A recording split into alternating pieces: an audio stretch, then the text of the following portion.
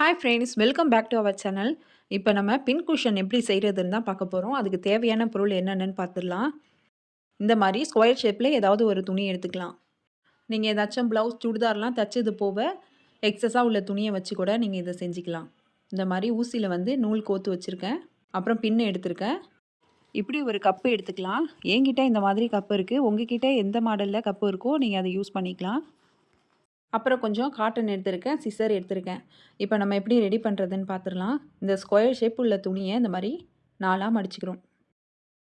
உங்களுக்கு எந்த ஷேப்பில் வேணுமோ அதுக்கேற்ற மாதிரி நீங்கள் துணியை எடுத்துக்கலாம். உங்களுக்கு பெரிய குஷனாக வேணும்னு நினச்சிங்கன்னா துணி கொஞ்சம் பெருசாக எடுத்துக்கலாம். சின்னதாக வேணுனாலும் சின்னதாக எடுத்துக்கலாம். இப்போ நான் வந்து 4.5 இன்ச்சு இந்த மாதிரி மார்க் பண்ணிக்கிறேன். கார்னர்லேருந்து இந்த மாதிரி சுற்றி 4.5 இன்ச் மார்க் பண்ணிக்கிறேன்.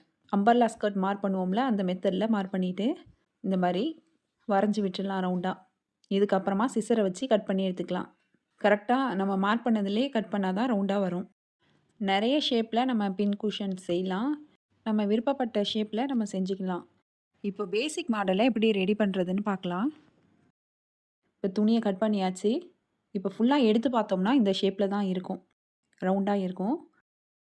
இப்போ நீடில் நம்ம நூல் கோத்து வச்சுருக்கோம்ல, இது ஓரத்தில் இந்த மாதிரி கீழே மேலுமா நம்ம சுற்றி தையல் போட்டுக்கணும்.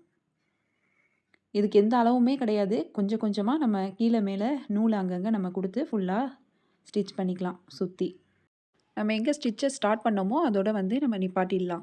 இப்போ இந்த இடத்துக்கிட்ட நம்ம நிப்பாட்டிடலாம். இந்த மாதிரி ஒரு பாக்கெட் மாதிரி கிடச்சிரும் நமக்கு. இதுக்கப்புறமா நம்ம கொஞ்சம் கொஞ்சமாக காட்டன் எடுத்து அது உள்ளார்க்க வைக்கலாம். நம்ம கொஞ்சம் அதிகமாகவே காட்டன் வைக்கலாம். நம்ம எந்த சைஸில் செய்கிறோமோ அதுக்கேற்ற மாதிரி நமக்கு இந்த மாதிரி நிறைய காட்டன் வச்சுட்டு அதுக்கப்புறமா நூலை நல்லா பிடிச்சி இழுக்கலாம். இழுத்தா இந்த மாதிரி வரும். இப்போ இதை கையால் இந்த மாதிரி பிடிச்சிட்டு பூ கட்டுவோம்ல, அந்த மாதிரி நல்லா டைட்டாக நூலை சுற்றிட்டு இந்த மாதிரி நாட் போட்டுடலாம். 2-3 நாட் போட்டுக்கலாம் நல்லா டைட்டாக. இதுக்கப்புறமா அந்த த்ரெட்டை நம்ம கட் பண்ணிடலாம். இப்போ துணியை இந்த மாதிரி கொஞ்சம் கொஞ்சமாக எடுத்து விடலாம். அப்போ தான் காட்டன்லாம் எல்லா பக்கமும் ஒரே அளவாக இருக்கும். நமக்கு அந்த துணியை பார்க்கும்போது ரவுண்டு ஷேப் அழகாக இருக்கணும். இப்போ பேக் சைடில் எக்ஸஸாக உள்ள துணியை கட் பண்ணிடலாம். உங்களுக்கு இன்னும் பால் ஷேப்பில் வரணுன்னா நீங்கள் நிறையா காட்டன் உள்ளார்க்க கொடுத்து ஸ்டிச் பண்ணிங்கன்னா நல்ல பால் ஷேப்பில் வரும். நான் இப்போ கப் கேக் மாடலில் குஷன் செய்ய போகிறேன். இந்த மாதிரி ஒரு கப்பு எடுத்துக்கலாம். இப்போ சுற்றி நம்ம க்ளூ வேணால் அப்ளை பண்ணிக்கலாம். நான் க்ளூ அப்ளை பண்ணல, அப்படியே தான் யூஸ் பண்ணிக்க போகிறேன். இப்போ பாருங்கள், கப் கேக் ஷேப்பில் இருக்குது.